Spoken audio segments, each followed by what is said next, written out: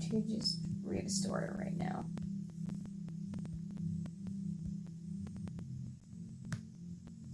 Alright.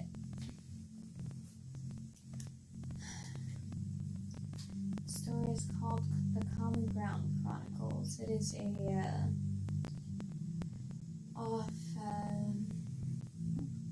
off-topic fiction that I have been writing that I may make into a comic. We will see.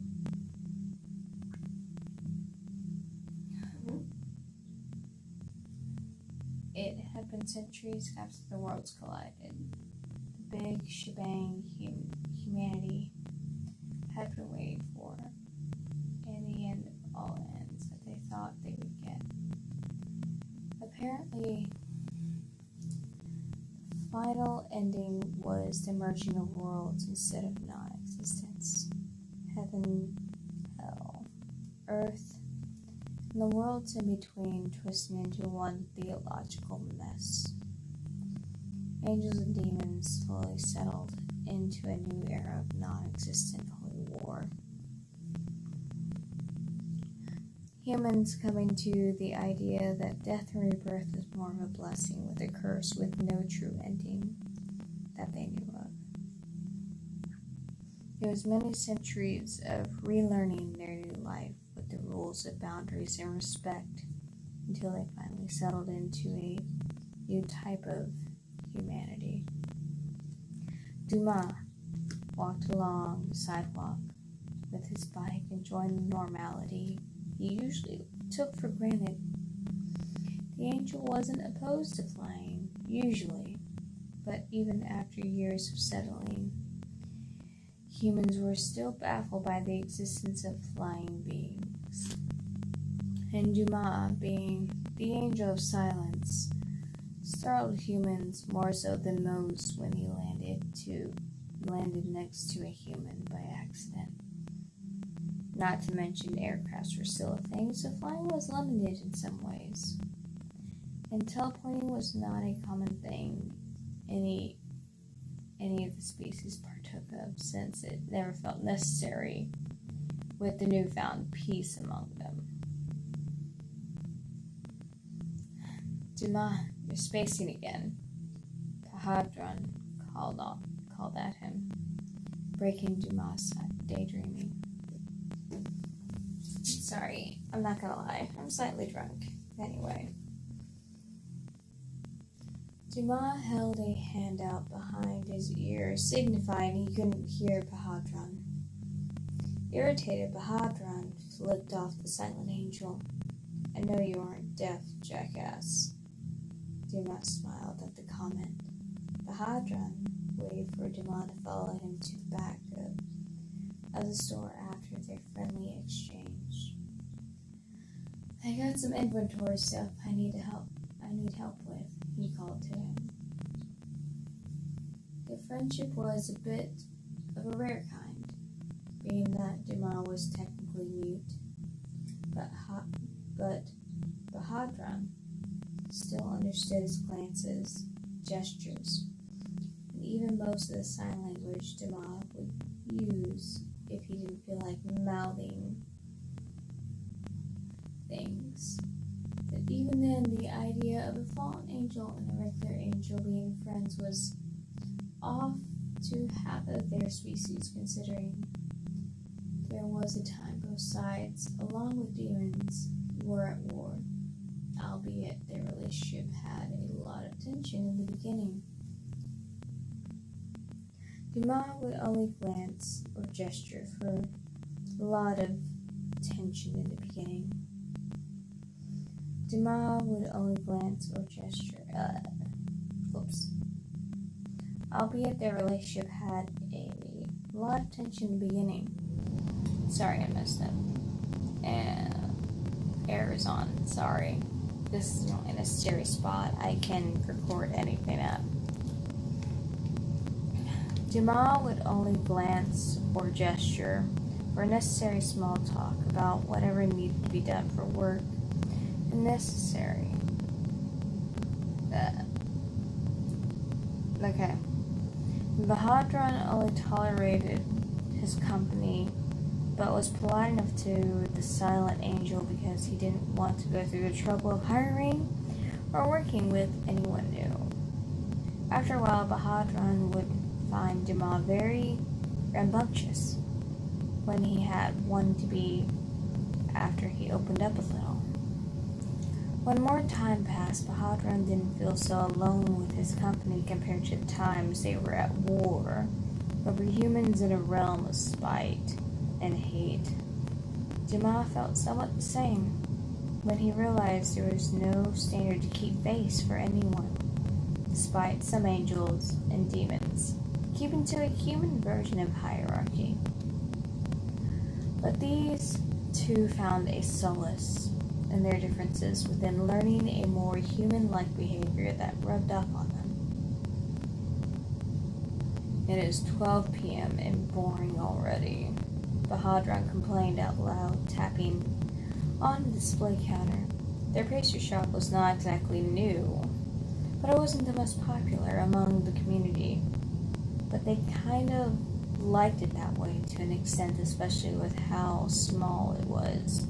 But it filled the bills in their bellies enough since the corrupt human economy systems were redefined and corrected depending on where you were at. Sounds nice, doesn't it? When is the little wing coming by? Bahadran asked, now leaning over the counter. Dumas rolled his eyes at the fallen angel's question. Don't get me wrong, Dumas.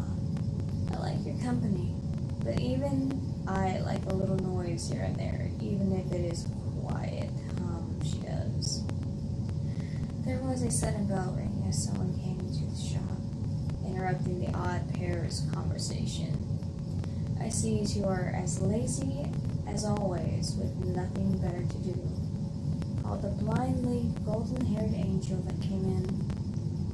He wore an obnoxious red and black sports jacket, while sporting a pair of shades that he didn't bother to take off when inside. Dumas glared over at Bahadran as if to ask, "Are you happy now?" Bahadran became slightly sheepish, feeling guilt by the whole conversation of things, but too quiet. But then resumed his attention to the small, bright angel before him. "Hello, Tagas.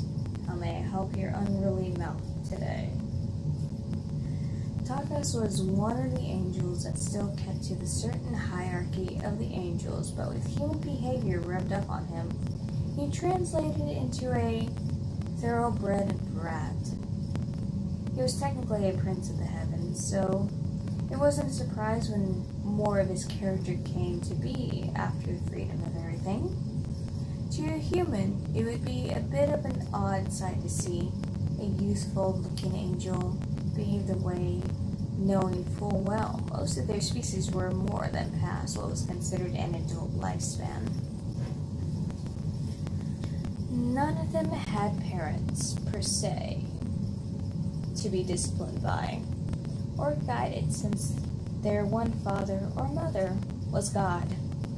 But on the other hand, angels and demons had households, or what could be called cliques in layman's term.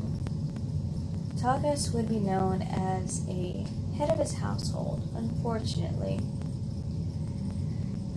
"You can help me with filling out with a catering order, you stupid fallen," Tagas spat out, almost demandingly.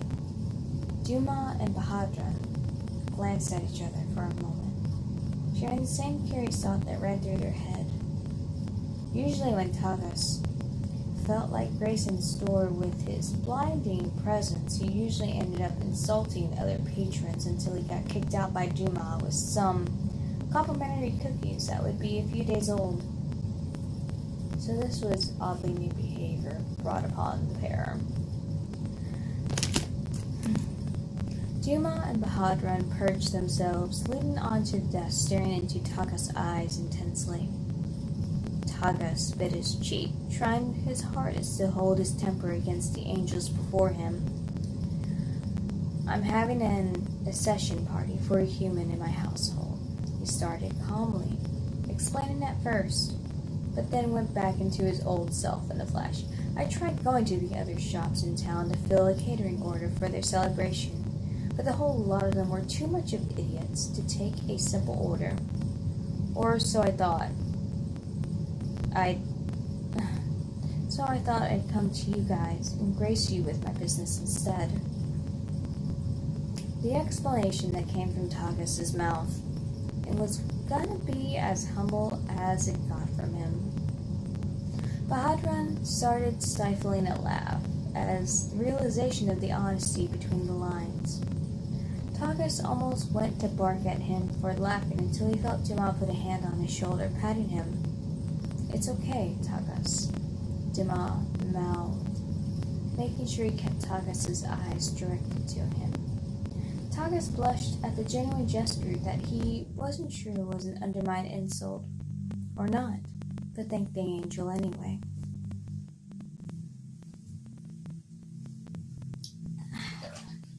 Sorry, making myself comfortable. Bahadran laughed. Bahadran's laugh was interjected.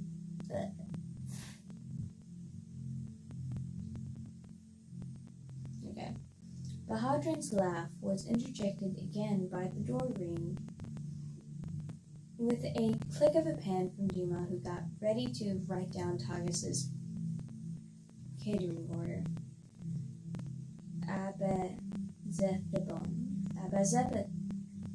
Sorry, her name is hard to pronounce because I'm using direct fallen and non-fallen angel names along with demon names.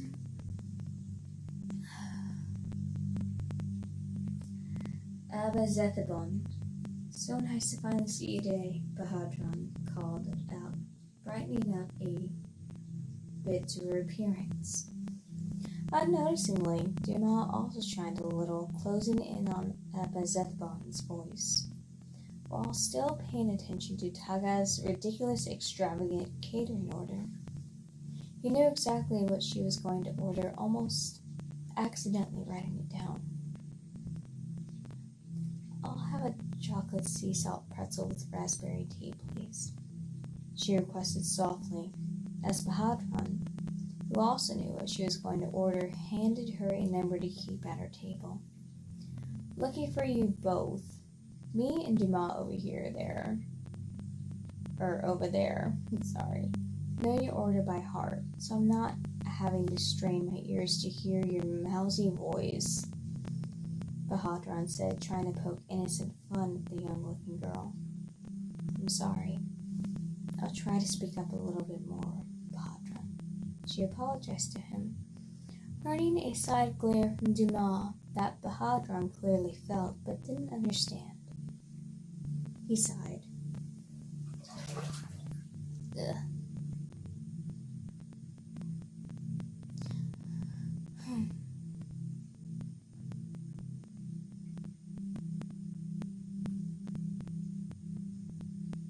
He sighed, realizing he may have offended the shy angel.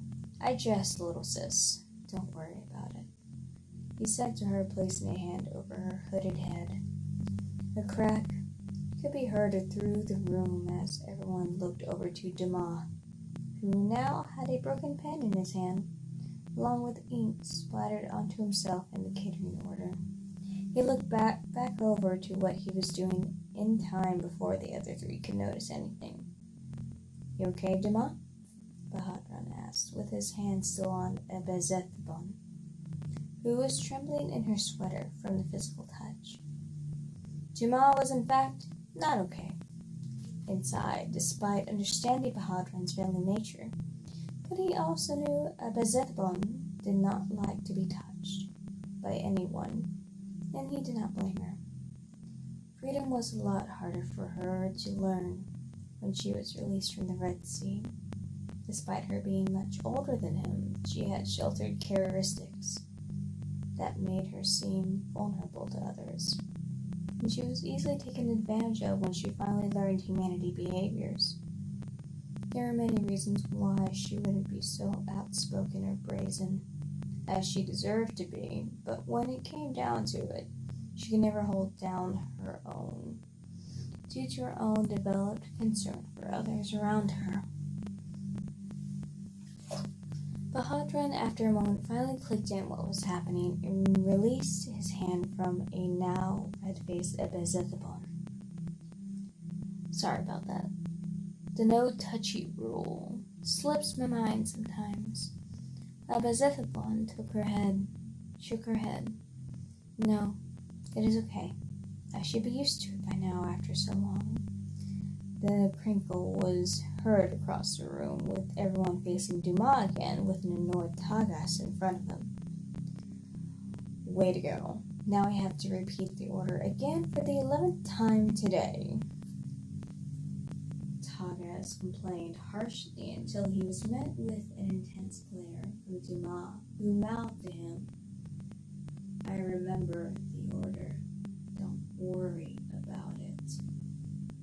Tagas, taken aback, went ahead and listened to Dumas, moving on to the payment and receiving complimentary expired cookies in the process, and slowly left, making sure to not get whipped by the scary-looking angel. Abizethibon had already gone to her chosen table, bringing out a book as she waited for her order to come to her. Bahadran wasn't entirely suited to Dumas' strange ways of expressing certain emotions, but for moments like this, it really didn't take much to put two and two together. You could tell by how Dumas prepared the tea and the pastry really carefully, making sure it looked cute for eyes to look over. I'm sure she will love it no matter what, Dumas. Bahadran snickered a little, attempting to be supportive. And that is all I am reading because I realize I cannot read right now. I am actually pretty drunk, so I am gonna go. Y'all have